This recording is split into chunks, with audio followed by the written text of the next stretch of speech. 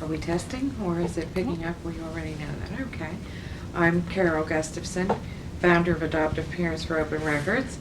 We adopted 4 children and have been able to reunite each of them with their original families, which was a nice experience for all of us. A little bit scary when we first started into it, but we felt it was important. And the topic of this workshop is why encourage your sons and daughters to search for their birth or origins. We found as our children started to grow up that they were teaching us a lot of things that we weren't prepared for, because when we went to adopt them, we were given certain guidelines for adoptive parents to follow. One was that we weren't to think too much about the original families, that would keep us from parenting in the proper way. And we're older adoptive parents, so hopefully things have changed along the lines since then.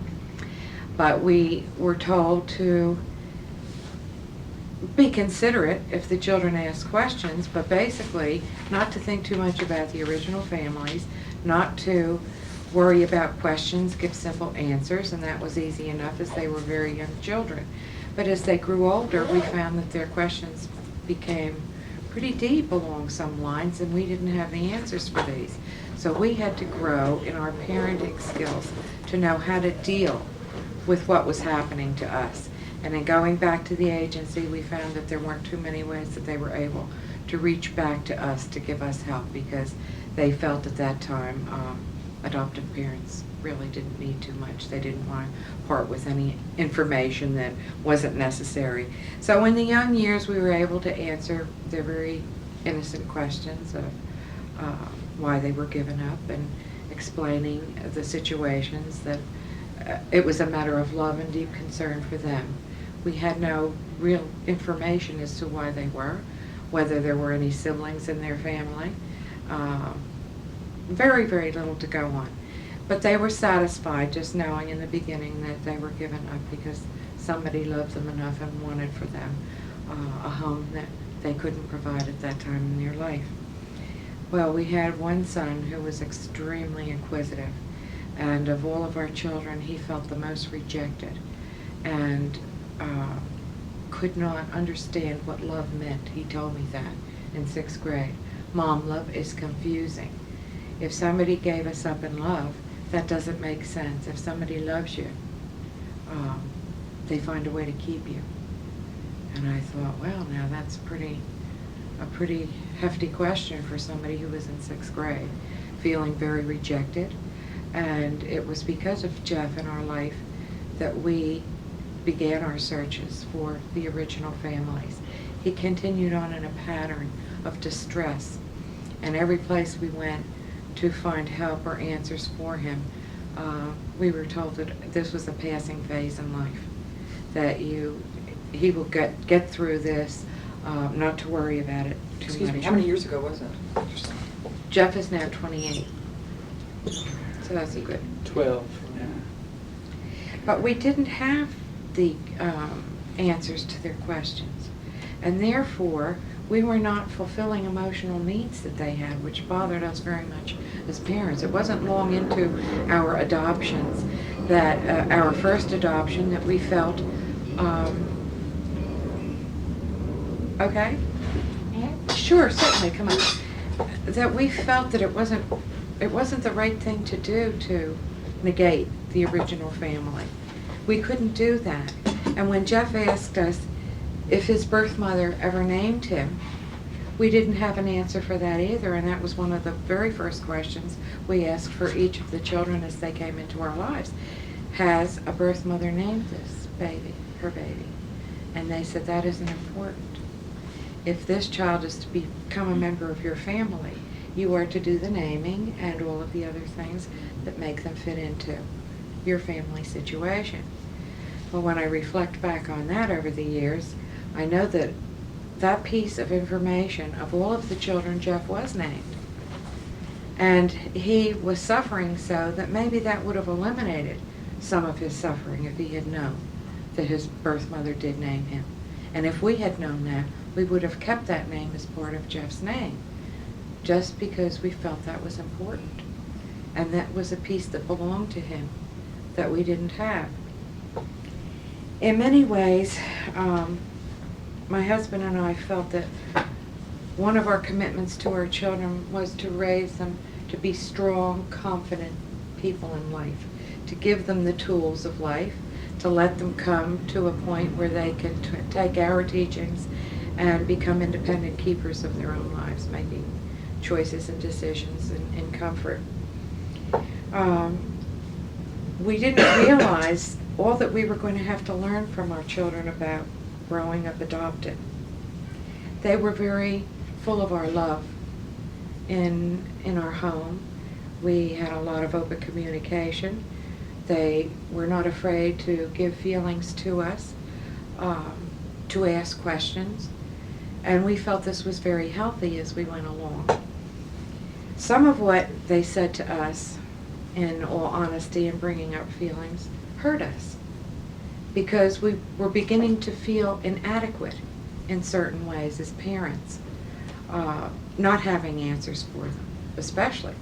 I mean, when you're an adoptive parent and you go, before you go into the adoption system, you talk it over with your husband and you say, is this something we can really do, raise somebody else's child? Can we do this in a loving way, in an open-hearted way, and not just selfishly to become a family ourselves? And then you go to an agency and you make a commitment to them saying, yes, this is something you feel you can do for somebody else's child. You can love and parent a son or daughter that somebody else has brought into this world. And then you're making a commitment to a baby, an innocent child. And beyond the baby, you make a commitment to a judge who has you there legally swearing that you're going to do everything in the best interest of a child. And when you're lacking a big piece of something that's in the child's best interest, not because you don't want to have it, but because it isn't there for you, you begin to feel inadequate, that something's missing, that you've got to try and find ways to do something about it. Adoptive parents, I think, become very intimidated when they have questions coming from their children and they don't have answers. They're wondering why, if we are chosen people as potentially wonderful parents, why aren't we good enough to be able to handle information and other parts of life rather than being protected, from the honest happenings in their backgrounds? So you look at the agency, and I'm speaking about a lot of adoptive families because this only came into the light for us as families when other people could relate to what we were saying and what we were asking for. Our children along life's way had very healthy, normal questions. We thought they were healthy. We thought they were normal, growing up with the unknown. Other people looked at our children as being quite ungrateful to us because they had these questions. And why are they asking them? And all of a sudden we began to see around us that adopted sons and daughters were almost being labeled as sick people for having what we encourage in all children in life, questions. How do you learn about life if you don't question? In school, in your friendships, in your relationships. But the adopted sons and daughters of many of our friends were pretty much shut down at times. And I can remember all of our children, each one of them, when they got into third grade, had to do a lifeline. And a lifeline is something that can be done on different levels. They each went up to their teacher and said, I can't do this lifeline. Because we had raised them in honesty, that genetically they couldn't really use our family as their piece of heritage. And with Lifeline, they knew nothing other than the fact that they came from this agency. And what happened before then? What did we know about their families? Basically their ages, their educational background, and their general health, which was always, well, they had the usual childhood diseases.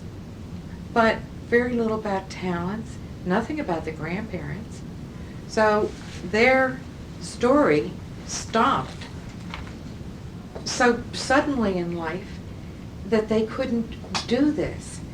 And when they spoke to their teachers, some of them understood, but I can remember our youngest daughter coming home and she said, I am so embarrassed. She said, I went up and quietly told my teacher that I don't have this information. And she stood up in front of the whole class and said, Sue Gustafson cannot take part in this project because she's adopted. She's an orphan. She doesn't have the information that the rest of you have. Now, Sue is a very strong person in lots of ways, but in third grade that was pretty awkward. We were led to believe as adoptive parents that our life wasn't any different. If you love your children, bring your family up in great surroundings, that you're really not any different than any other family. Well, we learned very early on that adoption is different. We love our children very much, love them in the same way that all parents love children, but growing up adopted is different. So we had to find a way to bring something to our children. And when they asked us questions about their heritage that we didn't have answers for, the only thing we could say as they were young and growing up was, we don't have that answer, but we really and truly believe you should have it. And we're going to help to find that answer for you in whatever way we can as you're growing up. Then we had to think about, how do we do this? What efforts do we make to get these answers for our children? And what really leads us into thinking about searching?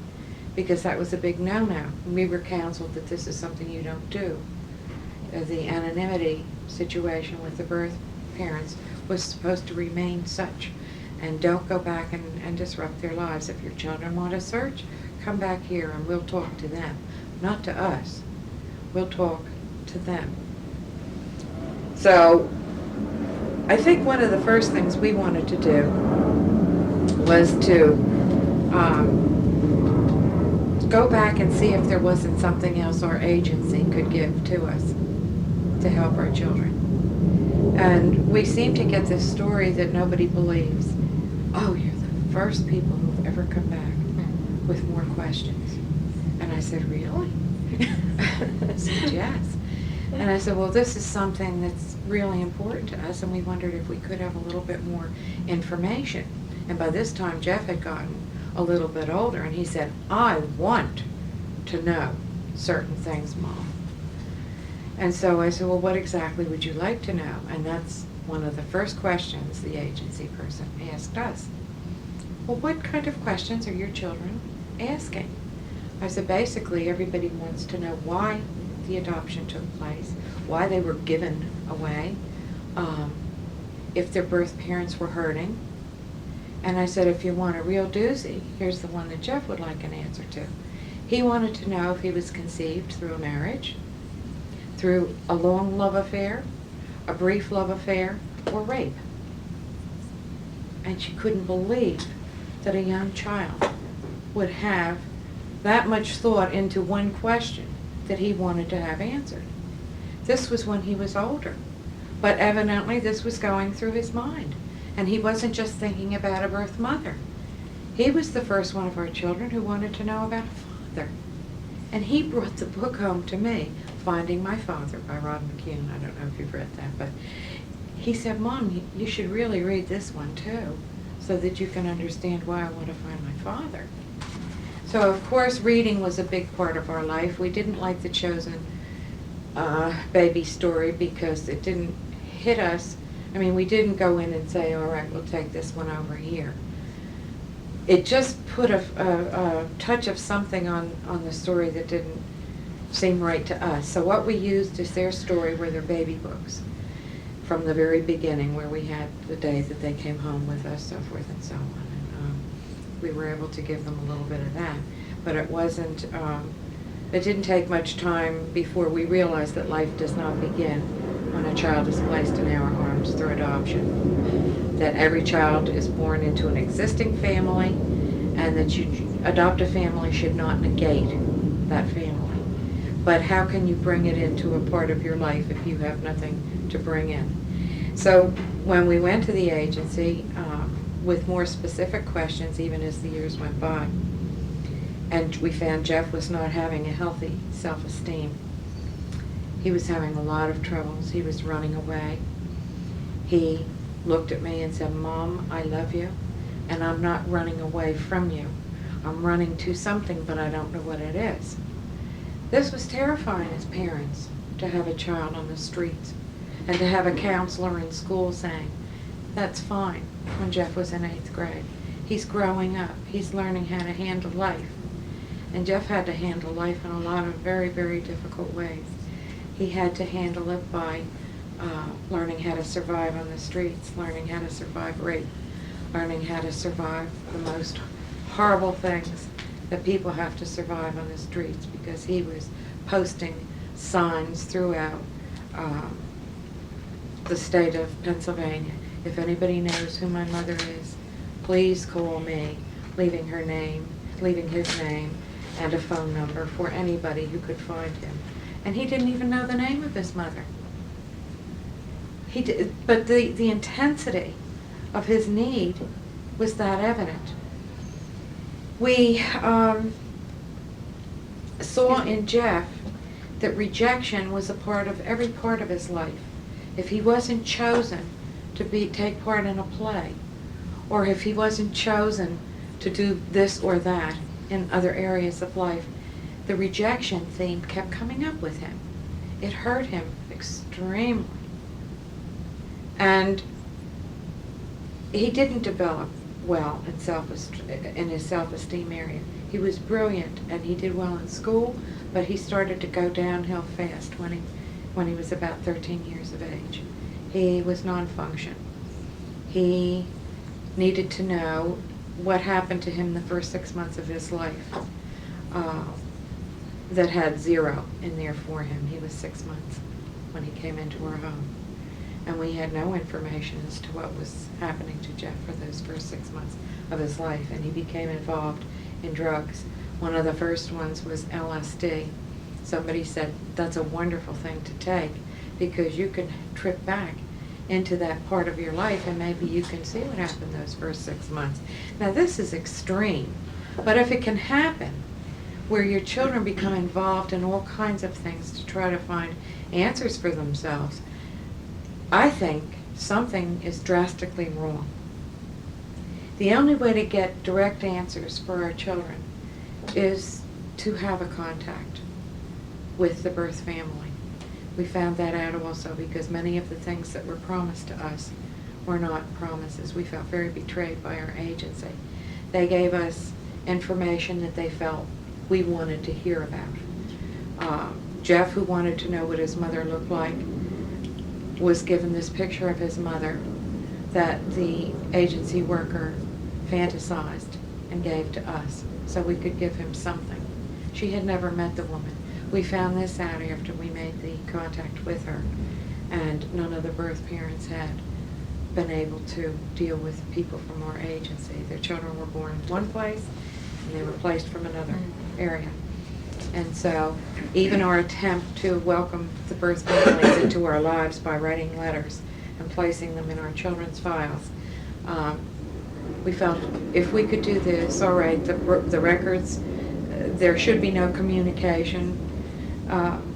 The authorities were telling us nothing until a child was 18. But isn't there a way to let somebody know that we'd like them in our lives? We'd like to be able to have open communication with these original families.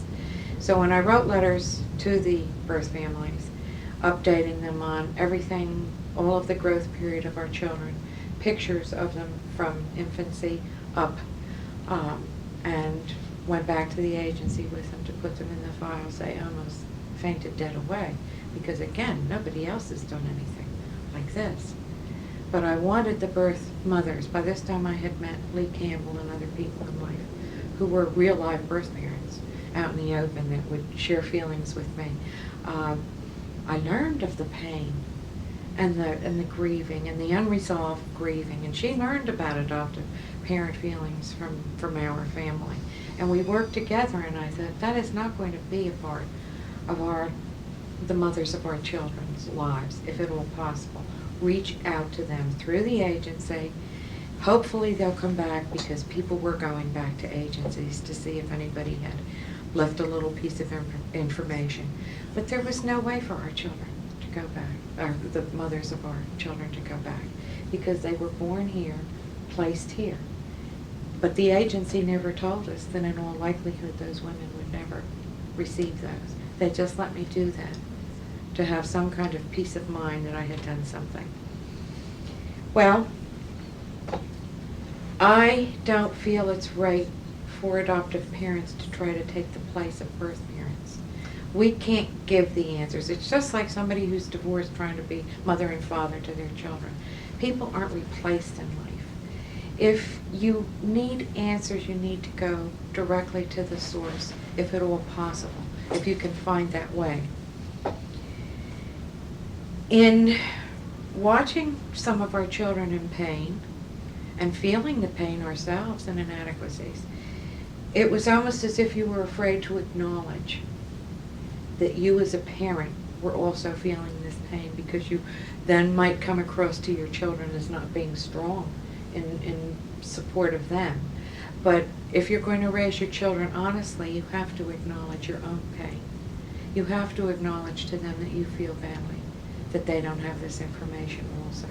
You have to let them know that you are there for them, and that you, again, as I said before, you're going to stand by them if there comes a time when they can search. One of the rudest awakenings I've had as a person who's in educational outreach for adoptive parents is to have met adoptees who grew up thinking they felt secure with their adoptive parents, when they heard them say, if you have a need to search, we'll be right there for you. But in their hearts, those adoptive parents really never believed the day was going to come. Because when they went back to them and said, well, now I really do want to search, are you going to be able to help me? The adoptive parents absolutely freaked out. And these people, the sons and daughters, called me on the phone over the years. What's happened? They always said they would be here for us if we wanted to search. What has happened? And I feel we weren't prepared to know that our children were going to have such strong feelings. The first time I saw a reunion article in a newspaper in Pittsburgh, I thought, I had such an overwhelming feeling of joy seeing a mother and daughter together that look so much alike, and were happy in a reunion situation and everything. And I thought, gosh, that's a wonderful experience if it can happen that way. And I wrote a letter to the editor and said, thank you for publishing this story so that I know, what we're trying to strive for as a family may be possible one of these days. And the letter to the editor was published. And through that being published, I received a phone call from Jean Vincent of Pittsburgh Adoption Lifeline, who asked me to come and speak at a meeting there. And that I could speak on any topic I wanted to. So I went to the meeting, and it was a very crowded room, mostly of adult adoptees. And I told them I was going to do something for the very first time, because I felt it was important for me to share an extremely personal part of my life if I was hoping for the same to come back from them. So the topic I spoke on was infertility and the grieving process, and what it's like to be an infertile person, and what led me to adoption, and what led our family to adoption, and where we were with it at that point in time in our life. Well, infertility everybody knows about these days, but none of the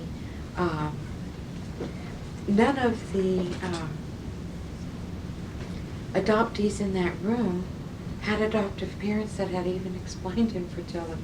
It was almost like they didn't have to deal with it. Since our grieving, we thought maybe it was just a once in a lifetime grieving as adoptive parents, that this hope and dream had burst and that we had to take another path in life to be fulfilled. But we have grieved over and over again in different stages of our life, and continue to. And for them to hear about this part of life was very interesting to them. And they could then relate a little bit more to why their parents were feeling so threatened when they went to them. And every one of them did not want to search in secret. But I would say 90% of them were searching without their parents' knowledge. Because the reactions in going to their families was, haven't we loved you enough? We can't help you to search. We don't have information. And many of them did. Because in anger, after trying to convince their children that this wasn't important, but this again was how we were counseled, some of the adoptive parents went up and literally took their papers and threw them at them and said, here, if we're not enough for you, do whatever you have to do. And no matter how they tried to explain that it had nothing to do with whether they, loved them or not, they loved their families dearly. They needed the security. Of all the times in their life, they needed this piece of security from their adoptive parents. So rather than hurt them anymore, many of them just gave the papers back and said, well, you're right. But then went on their own and started their searches. And when I heard this, I have to be very honest, I never felt so pained in my life to think that maybe my children would do the same thing, even with my support, that this was something we would do for them to be a part of their search and to help them. Would they end up at a meeting someplace because maybe I didn't verbalize in a certain way how sincere we were, and my husband, that this was important to us, that they have what was necessary for them.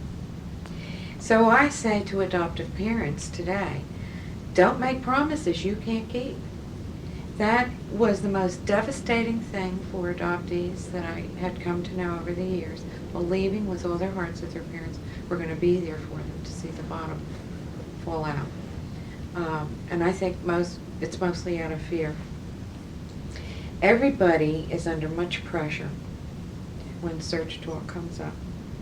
And I really am saddened to know that adoptees are placed on guilt trips forever, and not necessarily by their families.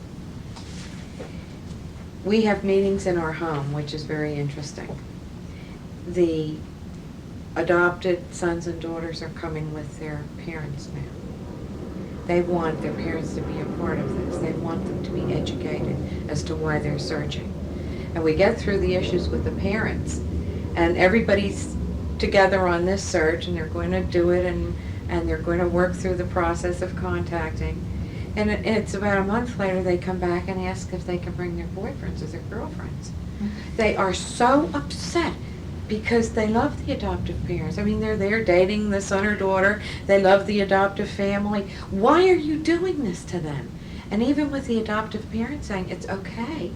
We're behind this 100%. The significant others cannot understand why this is happening. So the educational outreach that we all have to be a part of is very, very important. And I think it's because society has always looked at adoption in a strange way. When people say, what a wonderful thing you have done for your children, I get nauseous, but I also have to fight that and realize if it's taken all these years for us within the movement to understand what it's all about, how can we expect others out there to be more understanding than we are? But they have no concept of what this love is and how it can, enfold everybody. Relatives of ours, when they heard that we were going to help our children search, absolutely thought we were crazy. Why are you doing this? We would go to conferences and speak to the issues of this very difficult time in life through the adolescent years. And people would say in front of our children, why are you doing this to them? Don't you want them? And I kept saying, perception, perception. What are we doing for them? Because we love them. But I saw the destruction of security destroyed with our daughter Sue who was in Jill Kremen's book, How It Feels to Be Adopted. She was very vocal also as a youngster growing up. And very confident. She knew she could speak her feelings to us, and that everything that she felt was of value. And so they were having a teen workshop at one of the largest conferences in New Jersey that holds about 300 people, mostly for adoptive families. So at this workshop, we were discussing how Sue wanted to meet her mother because everybody else had in the family. She was our youngest. Why do I have to wait? And how come everybody else knows who they belong to but me?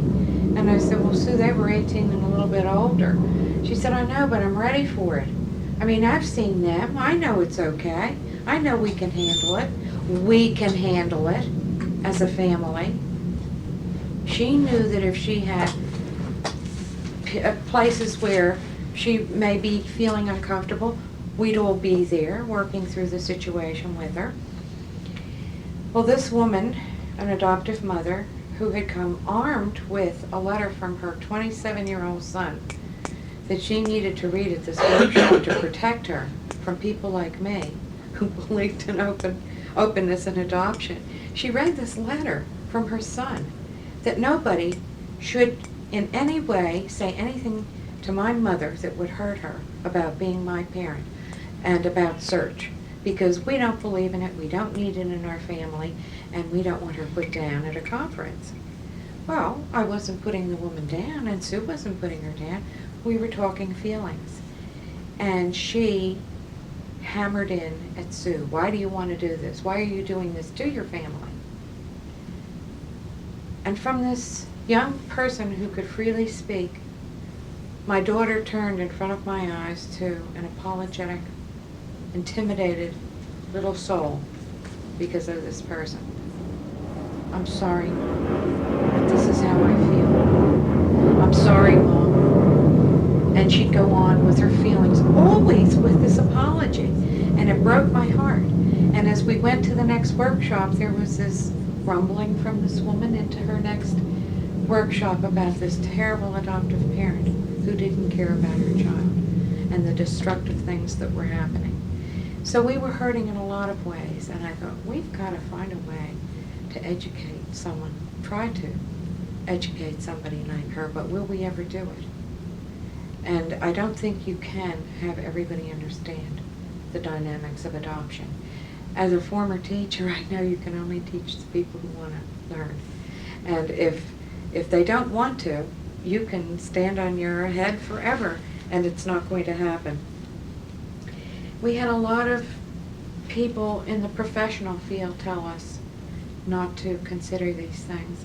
When Jeff was suicidal and in a psychiatric unit fitting into the percentage of adoptees in residential treatment centers, all the professionals that we had working with us really weren't. They didn't understand about adoption at all. And they were telling us over and over again not to open up a can of worms. But our What son, year was that? Jeff was, let's see, what year? He was 16 years old at this time. He was born in 1962. 16 So- years old, so that's 78. All right, at that, Dark ages. yeah, really. Really? And we 78 is the found dark ages. that our struggles continued into this particular area of life. We needed help so desperately to survive as a family, because when you see what your child is going through and how he doesn't want to live anymore because of his pain, and this was not unusual either. In speaking at a conference and telling the story about Jeff, there was a family, a mother, father, and a beautiful daughter sitting between them with tears just pouring down her face.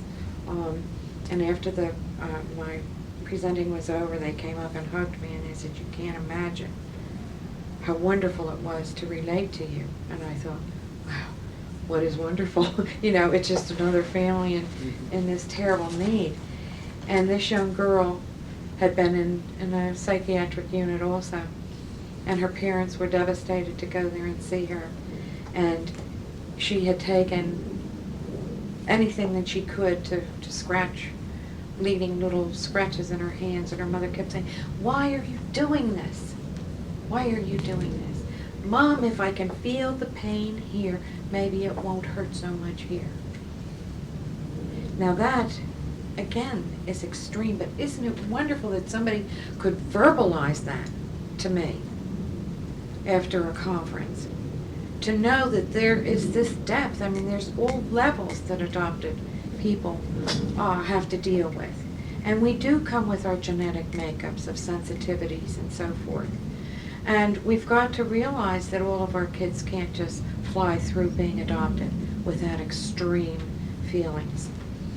When we went to visit Jeff, he said, "Mom, please," he said, "we're having rap sessions.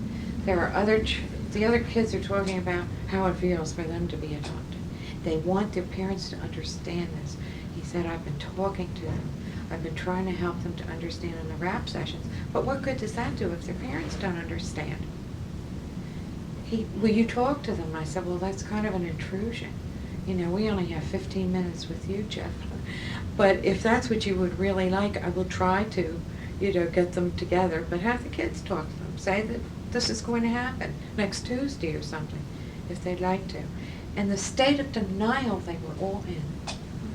Oh, it has nothing to do with this. It has nothing to do with adoption. And the cold shoulder, and off and away they went. By the way, many of those families were with us when we were having, counseling together as parents of children on this unit. And many of those families ended up in divorce situations. The stress was so tremendous for them as a family trying to deal with something they didn't want to deal with. And I don't think adoption is the total problem, but it plays such a big part in all these other areas. But we were told by Jeff's psychiatrist not to open up the can of worms. Jeff had enough to deal with. And I said to my husband, "Who are we to decide what's a can of worms for somebody else? Really and truly. And here is our son not wanting to live. Are we going to push him over the edge by opening a can of worms, or is that going to be the thing that might hold him there long enough to let him work through the unknown issues into the realities?" Well, to make a long story short, we decided that we knew our son better than the psychiatrists and the psychologists and all the people who were working with him. And we did do a search for his family. And the agency had told us, we had been back there to let them know how terribly ill Jeff was. We asked if we could have a pencil to take down notes, because by this time Gary wanted his more information too. We were denied the use of a paper and a pencil to separate what little bit each of our children were going to be receiving from this point. Now that was not that long ago. That was 10 years ago. 10 years ago. I became angry, really angry about a lot of things. I found out after we searched that the one question that meant the most to me in life was, do these original families know where their children are? Have some idea of what kind of a family they're placed in? Do they have that amount of peace of mind?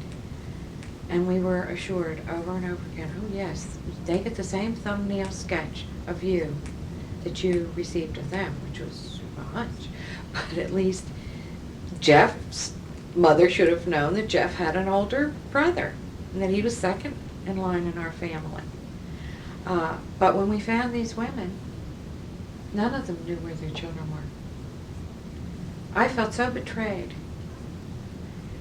If they couldn't have been honest with me, I wondered what else they were dishonest about. Can you imagine what it was like as a parent to give Jeff this story that was given to me that wasn't true? How could they do that to you, and how could you do that to me? It was beyond my control. I only passed on what was given to me. To make Jeff's story come together for you and updated, we found his mother, who was extremely helpful to us. If anybody looked at the situation and saw it for what it was, without really thinking deeply about it, it could have been a can of worms in your eye or anybody else's eye for the immediate look at it. She was a person as bright as Jeff, extremely intelligent, but her life was disaster from a very early age herself. She was born to a mother and father who were extremely prominent people in Pittsburgh. An uncle was a senator, state senator. There was all of this stuff going for her family. But what happened to Mary Lee? She had a mother who suffered from schizophrenia. She had a mother who did not have parenting abilities to raise her. She had a mother who shuffled her off into private schools and so forth, so that when she became a parent herself, she didn't do too well with having her first child, who was not Jeff. As an adoptive parent, I thought all birth parents were young people. I thought first babies, you know. This is the picture you get from what's adoption life? Oh, 14 or 15-year-old children having children and having needs. In our situation of 4 searches and 4 reunions, none of our birth mothers were young, real young. All of our children have older siblings.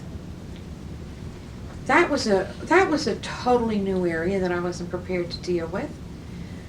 I mean, how do you feel as an adoptee when you find out your parents have kept one and you weren't? How do you get prepared for something like that unless you can understand why people do place their children for adoption on a level from the beginning, getting the real history from the birth families who are surrendering? Jeff found a mother who, it was a very painful thing for me. I always, fantasies, always wanted to call each of the birth families and say, your children are alive, they're well, we'd like to meet you, we'd like to share our lives with you. One of the most difficult things for me was to have to tell his mother what dire need he was in, what dire need we were in for more information. And I didn't tell her about Jeff that first time. I had written her a letter and sent it to her and did all kinds of things to just find out where she was. We're reduced as adoptive parents and searching people, birth parents, adoptees, to do a lot of things in life that you morally wouldn't do to get away to reach this other person. And she had an unlisted phone number, so I had to write her. But I sent a picture, and I did say Jeff really wanted to know about her, and that we would deeply appreciate her getting back in touch. Where she called him as soon as she received the letter. And she poured and poured and poured about her life, and how she had this child before Jeff, and how she couldn't raise this daughter. So who raised the daughter? Her father, who had raised her, basically, when she was home from the private school situations. Who taught her to be a mother? Nobody. So she had this daughter. She had another son who was born and died of several days, congenital heart failure. And then she had Jeff and placed him for adoption. So actually Jeff had 2 children born before he. She went into her mother's illness and she started discussing the behavior of this woman that was very similar to Jeff even. And I thought, what's happening here? Did Jeff have, was there a predisposition for something within the family? Nothing that was passed on to us. If we had known about this predisposition, was there something that could have helped him, helped us as a family through this situation? And with all the work that followed through the years with Jeff, he did have a predisposition for schizophrenia. He, in his adolescent years, as the doctors tried to explain to us, all people go through the chemical imbalance. And in his drug abuse, he took that chemical imbalance that was already happening and just shot it right into a real psychotic stage for himself. And we were given a terrible history for him, that he probably, his the rest of his life would be probably in and out of institutions. He had a lot of antisocial behaviors, and probably he would be in jail very often. That did not happen for Jeff. His birth mother didn't erase all of his concerns. You know, there's no button that has that happen in life. But he began to start through a healing process, and he had a very delayed adolescence. He is now 28 years old, but he's in college, he's self-sufficient, he's a very tender-hearted person, very appreciative of this can of worms that was found at the other end, you know. She gave everything to his doctors to go on. They could question her about any part of her life and what her situation was carrying him through her pregnancy, things that we had nothing. I was angry. I called up the agency, and I was so angry for two reasons. That our son was denied that, and we were as his family. And for their probably assuming that we would not adopt Jeff had we known any of this history, which was not the case. I mean, you have no guarantee in life that a healthy baby you may give birth to cannot have something happen and be in special need. Well, we have to know, we have to explain to other adoptive parents that our children are going to have a lot of pressures from the outside about this can of worms. And that we have to let our kids know that this can of worms may not be a can of worms to them, and that, you know, this is important, these questions. They have to be brought up to be strong enough to resist crumbling with all of the outside pressure that they're having to face. I can remember Sue after she met her. It was good for her to meet her other brothers. It was good to clear up a lie that was on the birth certificate that the father that was listed really wasn't her father. And it was good to be able to come to a relationship with her birth father, who finally realized he is her father. After years of denial, when I became angry with him also, and said whether you're denying her or not, you're going to get a graduation picture and her graduation announcement sent to you without anything other than Susan Marie Gustafson written on the bottom. Several days later, we received a phone call from him in tears. He couldn't deny her. She looks just like him. It was important for her to see this man. She felt that she was given away because her mother had two sons and this father had two sons, and she was a girl.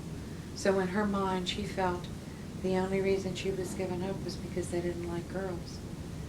Now, the truth of that would come to her through those birth parents. It was a circumstance, it was a tragedy that Sue was placed for adoption. But it was there, and that's her history, and that's what happened to her. With Sue finding her mother and coming home, she wanted to share this with all of her friends. And she just had this excitement about her. And Sue was not one to cry easily. She came home in tears. I said, "What's wrong?" "Mom, they don't understand why I'm so happy." She thought her very closest friends would be able to share in a happiness. And I said, "Sue, forgive them because they haven't walked in your shoes, and although I can relate to how happy you're feeling, I really don't know the depth of that within you. You're the one who's feeling it. I can just imagine what it feels like. Just as we all imagine how each of us feel." We have to help our children through times like that. We have to help adoptive parents to know that even if there is a reunion and it could be positive, that there's pain with it. Cindy, our oldest daughter, said it was like learning to walk with an amputation. The amputation was cutting off the fantasies and beginning to walk with the realities. And she said it was pretty scary because all of the realities came in very quickly. And she said there were times when the reunion was going on that she wanted to stop it like a movie camera. "Okay, just stay right there for now until I can sort through all of these other things." But as you're doing this, as you're going through this, the healing process is also taking place. And what we have to realize with Search and Reunion as families that are going through this is that it is not an eraser situation. It doesn't just erase the years of pain, concern, confusion. That is not what reunion's about. Because everybody coming into it, the adoptive family, adopted persons, the birth families, have come into it with a history of all those years that have passed.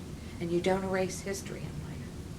And a child that was an infant, that was taken from a mother, cannot eliminate the pain that the mother carries forever, even after reunion. That loss can sometimes be intensified for the birth families when they really see firsthand what they did lose in this child. When our kids are coming up with questions and feelings, and they have a curt answer from somebody, they'll sometimes push their feelings down and just keep them there and deny that they want to search for years, maybe until they marry somebody. And that married person says, oh, wait a minute, we're going to have a family, and don't you think we should find out a little bit about your heritage? There are more wives of male adoptees to come and say, we want to know. We want to find out. We want to know what it's like. There are a lot of grandchildren that are very upset that their parents are adopted because they've lost their name, their real name. Male adoptees go on with the adoptive family name. And these children are born, and they really don't have their real family name. Okay, we need to discuss all of this. We need to be honest with everybody. We need to prepare our families, beyond our extended families, about the Search and Reunion piece of life, because our children can suffer terribly. They can benefit from the search and the reunion, but they can be made to suffer terribly by extended family members who don't know what this is all about and who say terrible things to them. Well, we're your grandparents, why would you want to know anybody else? If we're going to face the fears, then we've got to know what the fears are ourselves before we can help our children. And so, as I've been speaking over the years, I've developed, I guess maybe it would be the best place to put this, with the help of others, these charts. Wait a minute. Can you see it better? Can you see it there? Sure. Okay.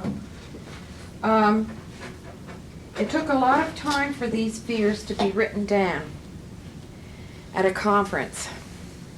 And I've recopied them because you would not have been able to decipher the penmanship. They were so nervous. Mm-hmm. These adult adopted persons going up to, it's one thing to speak your fears, it's another thing to make a record of them. And the handwriting slant was so depressing, you had to stand with your head like this, you know, to read some of this. If there's part of this you'd like to talk about, I think it would be interesting for you to give some feedback on these fears. Are they, most of them, what you already know? I can't read them all, but I remember one adoptee was saying in the search, two of the things that were primarily on her mind was the fear of rejection, but also fearing that the birth mother would want to mother her. And that's very true. That's one of the myths in searching, that most adopted persons aren't searching for a mother, they're searching for somebody who can be a very good friend. My feeling is a mother is a mother is a mother. You never negate the fact that somebody gave birth to a child. And they always say the adoptive family is the nurturing family. But somebody nurtured this growing child for 9 months. And our children had listened to somebody else's heartbeat for all that time, and had smelled somebody else's smell. And when I put our children's head here, while I rocked and fed and sang to them, I thought, gee, they're listening to my heartbeat. I wonder if they know it's different. these are little pieces of awareness that come to you as you raise your children. When we were searching, and when we think about search, and this is something that I think can help to eliminate some of the fears of adoptive parents who you may, I hope you'll pass this on to them. We're in an advantage as adoptive parents because we've had these children to love and to look at and to see. And so we're already looking at a piece of the extension of them in the birth family. The adoptee does not know anybody.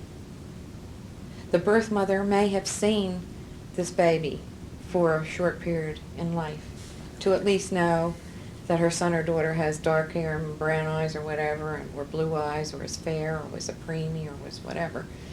But that's where their knowledge of what this child looks like ends, at that infant stage.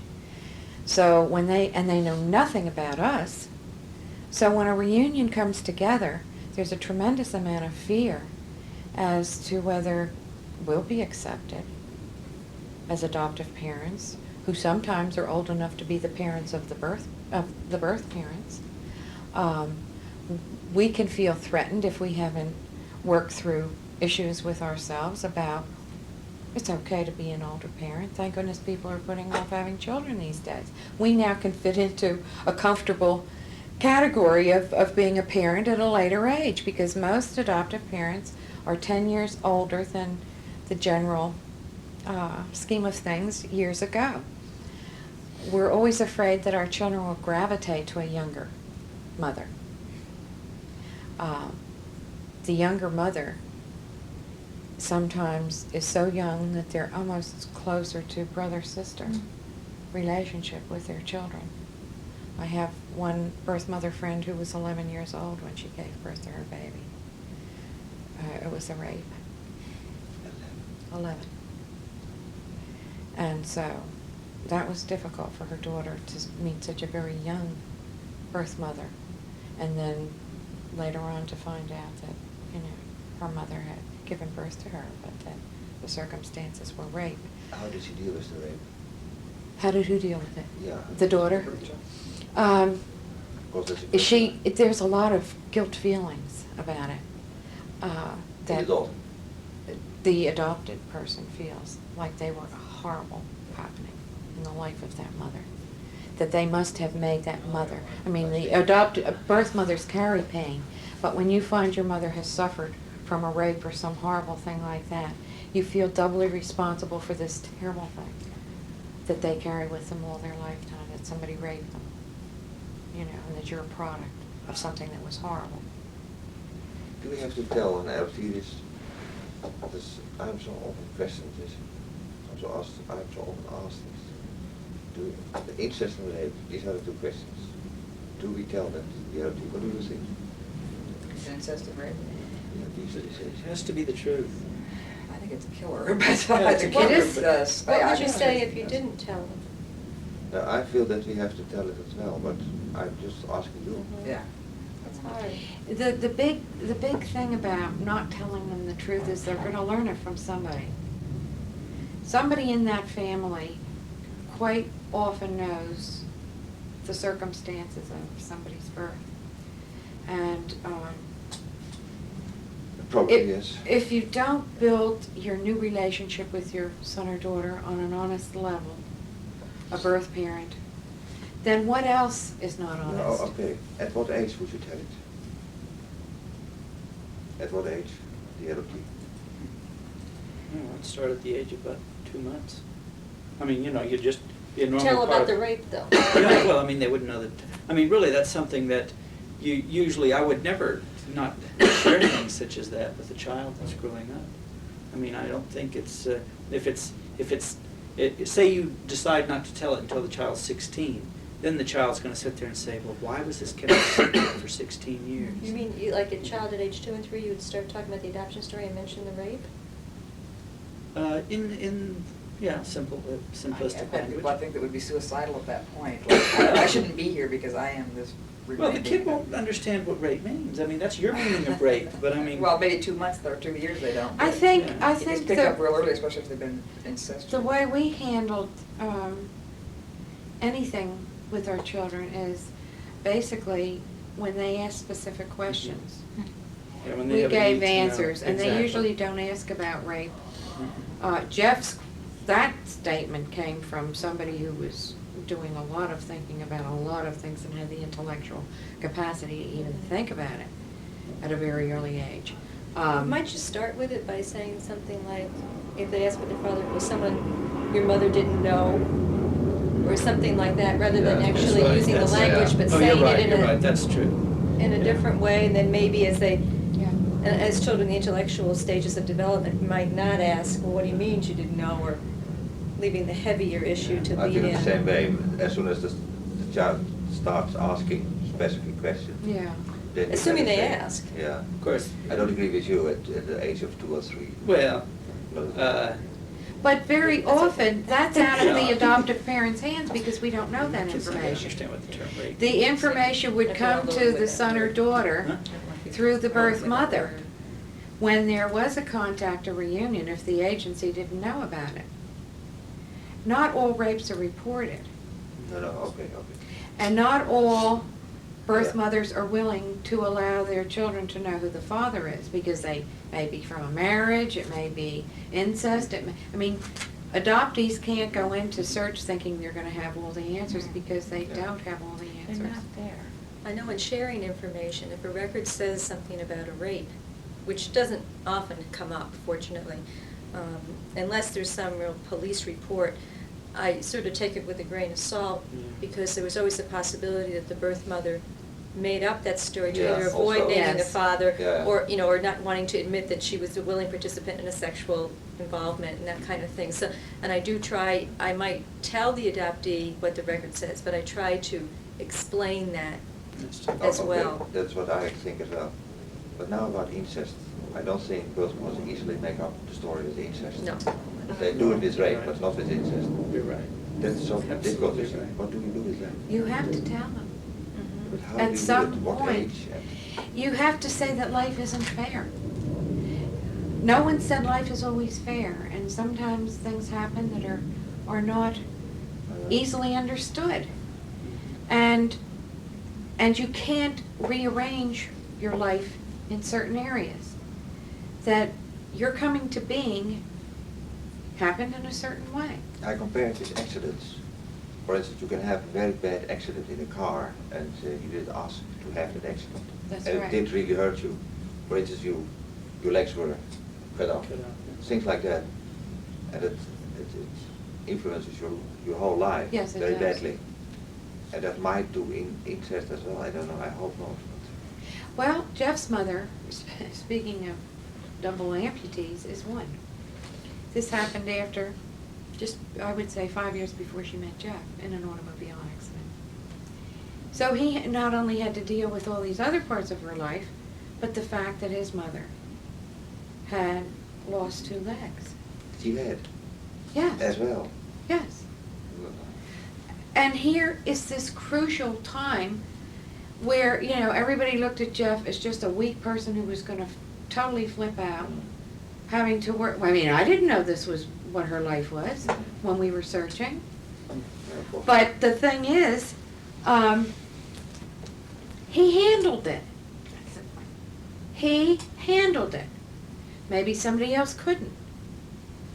I'd like to ask all of you, I'm the person at our agency who people contact for information, and I have had, and it's pretty well defined when I tell birth parents and adult adoptees.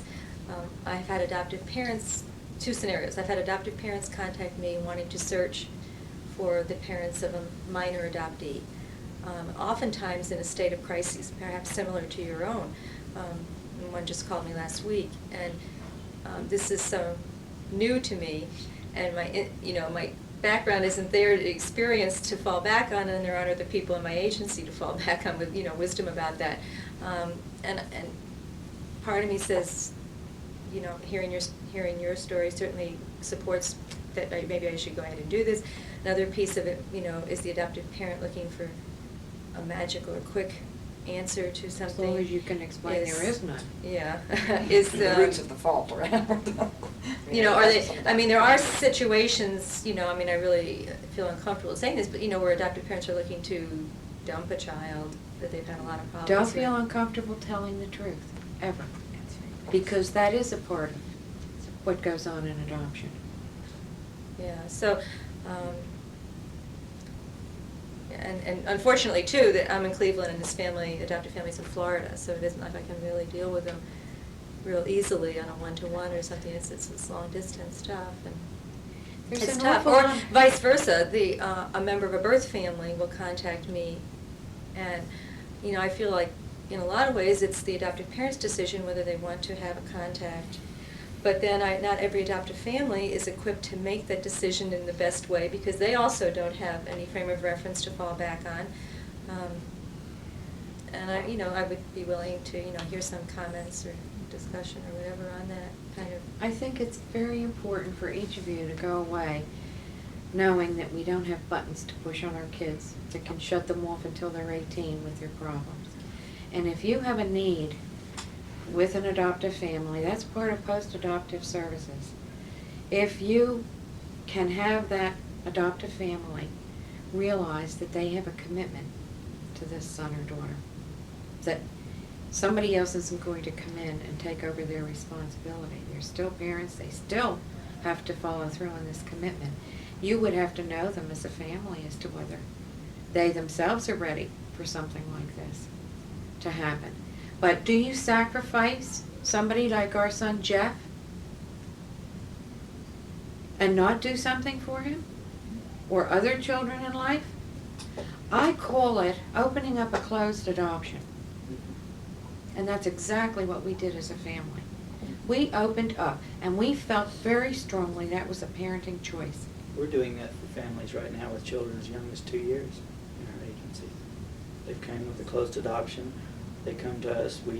What we'll do is we will contact the birth mother and make sure it's okay for her to, it's okay with her. And then what we do is we send her letters through initially, back and forth, and allow it to take from there. If they want to meet, we go ahead and handle it. But we think that's a very healthy, normal, positive thing to go about. So you usually start with letters. I think Oh, that's yeah. Oh, yeah. important. Slow. That's a good You don't place want to to jump. start, You yeah. just write letters. What are your expectations? What do you want out of this relationship? I mean, with our families, one thing that I really think is important is a letter from the birth parent explaining, why was the placement decision made. I mean, to me, that's an essential piece of information Absolutely. for a child. Okay, this adoptive family happens to have, the adoptive mother met with the birth mother. The adoptee is about 14. She met with the birth mother when adoptee was about 5, and the birth mother did write a letter, which she has. However, the letter does tend to be pretty emotionally loaded with the birth father wanted me to have an abortion. Throughout the pregnancy, he abused me and kicked me. This and- is called dumping, and it upsets me terribly. It happens both ways. When there is a contact, and this is, your counseling has to work with this before the dumping takes place. If an adoptee goes into the life of a birth mother, or the birth mother comes into the life of the adopted son or daughter, very often they feel it may be a one-shot thing. So everything has to come out. I may never see this person again. And adolescents are not happy with families. All adolescents. Yeah. You know, so you've got to have the birth parent know that, this is an unhappy, normal adolescent going through a period in life where they may come in to your life and dump all over you about how miserable they are. But they can grow to understand what those feelings are stemming from. A birth mother who is an adult should have a lot more sense. I mean, we take it for granted that they're not going to come in and dump all over a young son or daughter. All of these things, that it's a very precious time in life to build a relationship. You don't throw a whole pile of bricks down and have a foundation. You build a little piece at a time. And so when you're bringing families together or suggesting that maybe they want to communicate, you're the one that has to say to them, look, there's a process that you should really consider. And help them to know that, and there are some people you can't control either. They're gonna dump whether you give them 150% of yourself. I need 3 things, maybe 4, to address you specifically. I have great respect for the Gustafsons, and they are unusual, sensitive, caring, intelligent, well put together people. Okay. When she said to you, the questions, answer the questions, and the questions keep coming, I want to say to you, maybe some of the things that bother you most may never come up. Now, as I say that to you, the problem is that you may not be as, no disrespect to you, you may not be as successful as the Gustafsons in getting the questions coming. The real problem comes in, and you hear it over and over again, well, he never asked. So I have great need to make this abundantly clear for my own sake, because, you know, this is what, only the 3rd day of this thing and my head is exploding. This is an excellent point. And I just need to say this. I need to say it over and over again. I'm a lot older now. I've been around a long time, and I've been through my own stress and pain for many reasons. I do have some formal background. I do have some formal training. You may question me. 1, no more secrets. Secrets are, I can't tell you, I don't know how to tell it. And watching you people are sensitive to what I'm saying. These are a few base things that you try to keep in your head when life is absolute, total chaos, when you don't know where your child is, when you don't know all of these things. The truth may be terribly painful, but the secrets are absolutely devastating. And then the 3rd thing is, when I am strong enough and I can make it come out right, I can say to you with love and empathy, I don't know. And that's okay too. Because I'm sure wherever your backgrounds are, and you probably introduced yourselves, I'm sure you keep hearing, they lied to me, they lied to me, they lied to me. 1, I may not have heard what they were saying to me. And 2, they, dear God, they were doing the best they knew how to do, often, again and again and again. Nothing is simple. The longer I live, the more complex the world is. You all know what I'm saying. But I just needed to make these points because, 1, the Gustafsons are special. And that's a compliment, but it's also something we need to hold up as a model. 1, did you hear her keep saying, we, my husband and I, we. And you have worked together as a team. Many couples can't do that. But it doesn't mean they're not adequate parents. It doesn't mean they don't care. Enough of my speech. I just was so That's full, and I very- hope they are pertinent points that are They useful are. to all of us. Thank you, I- thank you. Mhm. We need that, and we need the emotion that you gave it with also, because that in itself tells the other part of the story. I'd like to move on to adoptive parent fears and birth parent Yes, fears. yes. I don't know why I'm trying to trip you up here. I wish you had Don't those on worry about it. You handouts. said I was complimenting you. Pardon me? I wish you had those on handouts. We do. Oh, do you? Yes. There, do you have? We have a packet that includes these. Are they available? Yes, they're or- available here for, it's a pack, I'll show you. Did you pick up a brochure at all? I probably have a brochure. Okay, I'll get the other brochures too, but this is very interesting to me because they were not done at the same time. And so many of the feelings connect of our fears. They have the same fears that we have. And that Yeah. amazed me. No, that's a neat way to say it. What we do with our program is to have printed materials available to share with adoptive families, and we have mail-outs that people have sent for a lot of our materials. You can take it and reproduce it, we don't care about it. You know, as long as it's going to serve a purpose for you, feel free to Is this do that. packet down in the book It's room? right here. Oh. I didn't want to put it all on you. And one of the most painful things I was ever involved in, about 3 years ago, we called a birth mother to let her know that her birth child had died due to child abuse. I am so, thankful to hear that you called her, because these women go on through their lifetimes wondering if their children are dead or alive. Not knowing, no secrets, not Exactly. knowing. I know it, I Then know it. terribly Not good. devastating, but can be. Yeah. I have But that wasn't an easy thing to do, but I mean, you know. I've been questioning that with myself too. I mean, I really believe that the birth parents should know, or the birth Yeah. parents, if that's possible. My question regarding that is, at what point do you tell, do you share? Do you share at the time of the death and then? You try to let them go to the funeral. Do you? Oh, yeah. But, I mean, for some adoptive parents, that could be a really Oh, yeah. uncomfortable I mean, time for having a birth parent. Yeah.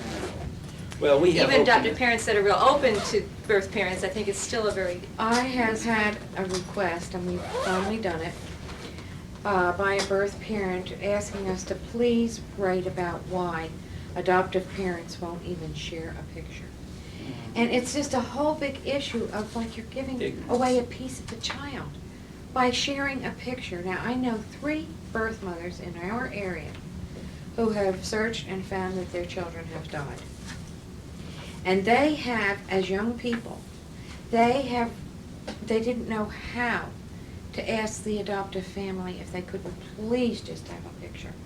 And they waited a very appropriate length of time before they extended their deepest sympathy to this family. And then they waited another period of time to see if they could please have one picture. And they never received it. They have to be reduced to begging for something that you would think.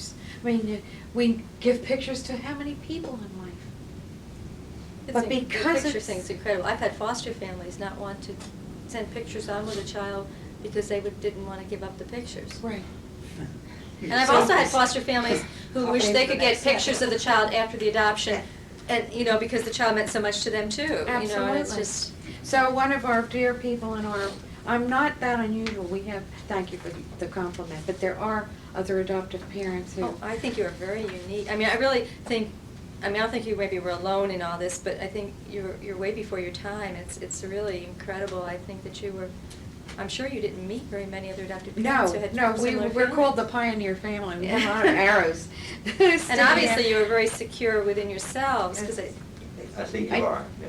I mean, I deeply- your I'm glad values you and what are. you wanted to teach your children were probably the values your parents hadn't teaching you, and that enabled you to, you know, be freer about it, and I think that's wonderful. Absolutely, to grow to be the best person that you can be, and how can you do that when you've got these big voids?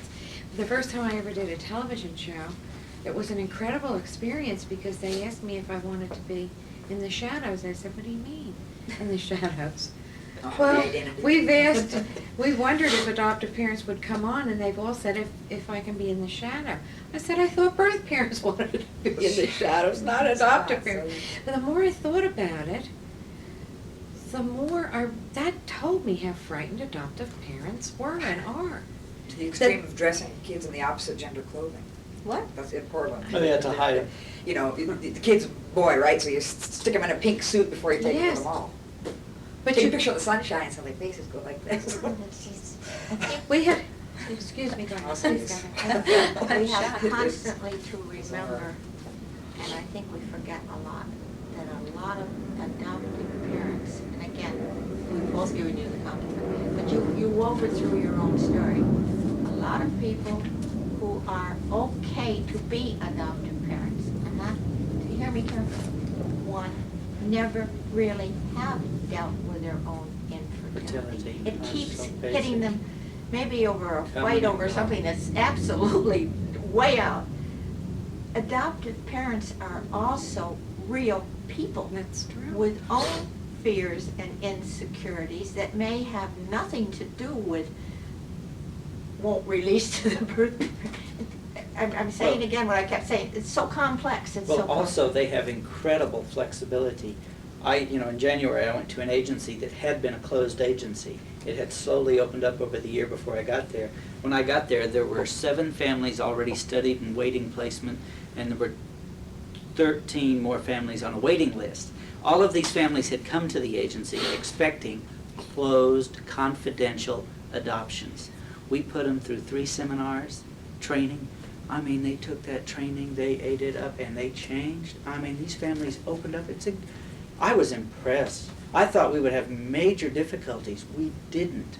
I mean, when you have birth mothers talking to them and other open adoptive families talking to them and adult adoptees talking to them, people learn.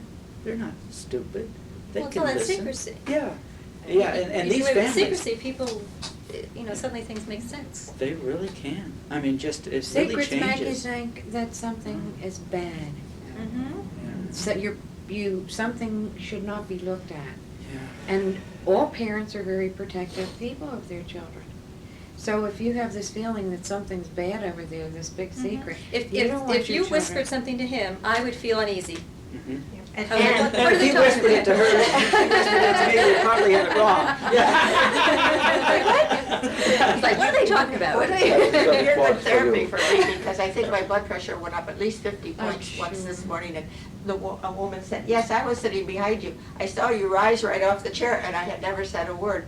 And I need to add to that, not only if I whispered to him, you would be uneasy, but are any of you old enough to remember the old game? Yeah. I Oh, whisper to yes. you, and you whisper to her, Yeah, yeah, and yeah. and she comes out with something that's entire. These are good small They're tools. good exercises. It's good exercises in objectivity. Well, and I think that's a good, example with your adoptions. The birth mothers knew one agency who went, and the children went to another agency who dealt with you, who dealt with your children. So whatever small pieces of information probably got twisted in each of those, Yes. slightly in each of those steps. Yes.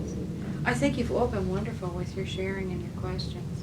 I think this is important to just sit around and That's what's nice about the and little get. groups. I was very appreciative of that for that reason.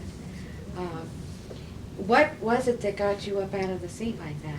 Can Yeah, I you was gonna remember? hear it. I Were you in the can't wait panel? until I The know. panel The adopted discussion? mothers are awful again, or Where something, those was- get where to was me. I? Oh, I was on. I was in the panel, listening in the panel this morning of all the things that came out of the panel. And I was pretty okay, because just as we've been saying, this is your viewpoint, this is your viewpoint. And I felt that, I don't know, you all were there, but I felt the presenters were trying hard to each do well.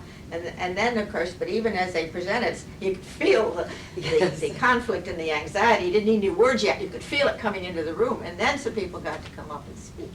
And sometimes when I vent my hostility, my fear, my anger, and I directed at you, really, you don't have to always be strong enough to know that it ain't you. That's And so this right. room just, as far, were any of you there? Oh, it This was room a- just, yeah. Oh. bubbled and bubbled Yes. and bubbled and bubbled. And by the- and It was then, of course, Yeah, there was I have bilateral hearing aids, and I have a great respect for them, Oh. and I wear them.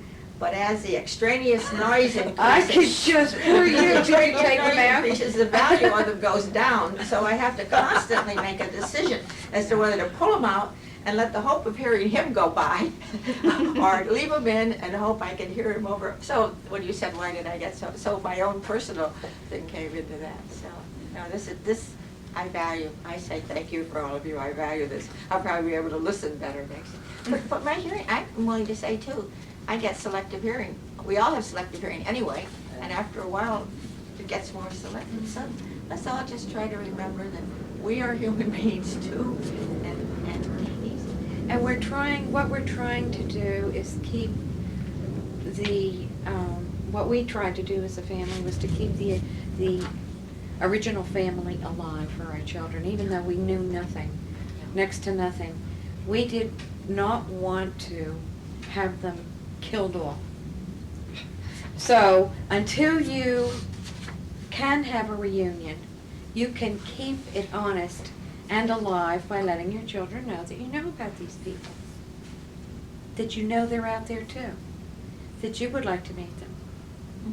It's most adoptive parents are as curious as can be. I bet you learned more about your children from meeting their parents. It was exciting. I mean, everybody said, what was it like, to finally meet them? I said, to see, especially with Jeff's mom really being the first, and not being able to see her, but to hear the intellectual stuff coming back over the phone that Jeff, she's far more intelligent than I am, to know that Jeff could probably relate so much to her on an intellectual capacity, to hear her laughter at the same types of things that Jeff laughs about, and sensitivities in that way. To find out, Russ and I are very more aggressive people, like to keep active physically, and we like to give a lot back to life and learn forever. And Jeff is a very laid-back person. And so he often told us he didn't feel like he fit with our family because we were always the go-go. People do this, work outside in the yard, grow flowers, enjoy these things. And when he met his mother, she's a laid-back, easygoing person, just like he is. The sad part about this also was at one point, she told me that Jeff's older sister was in the same hospital Jeff was in, having treatment, within that year period. Wow. That's a small world. It And yet we is. always hear adoptive parents are always said to blame these things. When anything goes wrong, they blame the original family. But when you have predispositions for things, I mean, you can't just ignore it either. No, you don't That- blame, just, I mean, just like, would you blame the original family for, you know, some kind of heart disease or something, or blame? They're trying to sue them for You just mental illness. understand, you know, some Yeah, relationship yeah. between blame and. That just- Yeah, today gets harder and harder for all of us, kind of thing. In my generation, it wouldn't have occurred, literally wouldn't have occurred to us. So the complexities that are here Yeah. with us for all of us every day to day are go on too. I know that when I relinquished the mental health history in my family wasn't even that well, documented yet type of thing. 20 years later, it's like, God, I hope I can help if they ever need. you know. Yes. And it was strange to get into mostly a support group when I first got going and to hear how many adoptees were just so mad at their adoptive parents and at birth parents both. But I kept saying, think about the system, our country that they had to live in. Not that they set out to make you separate, but this is the way they were conditioned. So give them just a teensy bit of slack that they can't give you what it is you're, maybe screaming for. But it's just They were mad at adoptive parents. Could you right. explain that a Well, little bit more? feeling like the thing when they want to search. Well, now here's your information if you don't love me, that kind of thing. Anything that went wrong, it was overprotective. You're this, you're that. It's like kind of just the teenage type stuff. But it goes right on through with a lot of people that don't resolve it. They're 40 years old and they're still, counting off those adolescent issues that somehow. And there's also a lot of misplaced anger, I mentioned that. Well, yeah, I guess that's what I feel. It should be the Because, system or something, not the. They can be so angry that the birth mother isn't there to let them know some of these things that they get angry at the adoptive mother. Yeah. The frustrations are taken out on the adoptive, whatever mother is near enough to be angry. For the anger at the perceived Yeah. rejection. Yes, yes, yes. And it was interesting with all of our birth mothers too. They wanted to hear about their children, but they didn't dare to ask many questions. It was almost like we can't intrude. How much by will you give me if I asking- wait? Yeah, what's okay to ask? What I'd love to hear, as just one remark from each of you, if you can give it to me. What would be the first thing that you would say to an adoptive family who may be feeling this way about search? By this way. Encourage, we're Deciding whether here, to search or not. whether they can be supportive of their son or daughters When their child wants to search or before they adopt. when they want to search. What can you say to them that will help their son or daughter? How can you be supportive of the adopted person, knowing and understanding their needs when maybe the adoptive family doesn't? I don't know if, is there anything, I would try to say some things that I can't really think of, but one of the key things that I would do would try to be connecting with an adoptive parent who feels, is more understanding about it, maybe has been through it, to help them hear from another adoptive parent. Well, adoptive parents should have ongoing education available to them. I mean, one of the things is, from the time a child is begins to ask questions, they should know, if you ever want to search, we will help in any way we can. And I mean, that they should tell that to their child before their child asks the question, so the child knows that the question is okay to ask. I mean, that's, I think, the major issue. The child needs to know that that's okay. That's a good point to make too, because David Brzezinski was somebody that I could really relate to as our children were growing up.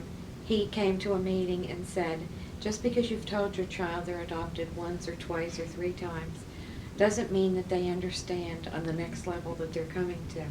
And if they're silent, remember, you've got to be the one to instigate the conversation. And if they kind of Mhm. ignore this situation, just say, look, maybe you don't want to talk about adoption right now, but I'd like to, so can we have a few minutes together to keep the communication going through the years? Sort of like the facts That is of what I life. always- Yes, That's what I yes. always say. Ongoing, yeah. That's what you always say? Yeah. Have books on adoption, literature, articles, and just bring it in the topic. But you have to be careful that you don't force it. Right. But you know, that is just, by the way, it's just, Let it flow. Yeah. Would you be hesitant to, if you saw an adoptive family really struggling with this issue, would you have difficulty trying to find other help for them, professional help for them? Beyond, in a specific area? For the parents I would- alone, or would it be? I would try to find out why they are struggling, because often you will find other reasons why they are struggling. For instance, the infertility problem, or the marriage is not as good as it should be, or the adoptee, whatever sex, is more looking after the husband, or after the grandfather, or whatever person there is. So I would first try to analyze it. Why are they struggling? And second, we need, but I don't need to tell you that, we need time. So if they ask my consultant, I will start analyzing the thing, and I will take a lot of time for it. But a main point is empathy. I would almost immediately start asking, what do you think your child will feel about it? And sometimes I noticed that they didn't think of that. They were occupied with their own feelings, but not with the feelings of the child, or adolescent, or adult. So empathy, that is so important. It was interesting with Jeff's, the psychiatrist he was working with, bless his heart, he grew and learned an awful lot from our family, and he was dealing with a lot of other adoptees, so I felt the benefit was going to flow. That's one of our feelings, is pass it on, you know. Just pass, if what I learned from you, I give to somebody else. Your statements just now were important for me to give to somebody else, and yours. Jeff started to grow healthy and get good control of his life, and developed all of these very positive things. And 10 years after he was out of the hospital, I took a family picture. We had a family picture taken. And I sent it to the psychiatrist. And I thanked him for sticking with our family.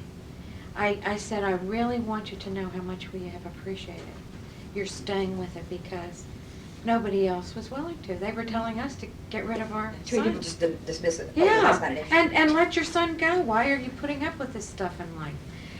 He wrote back just the sweetest little 2-sentence thing saying that meant the world to him to know that Jeff had made it. Now we have to be able to reach out in those ways too, to people who are dealing in this professional area, to the social workers, to everybody who touches adoption, to encourage them to keep doing it for other families.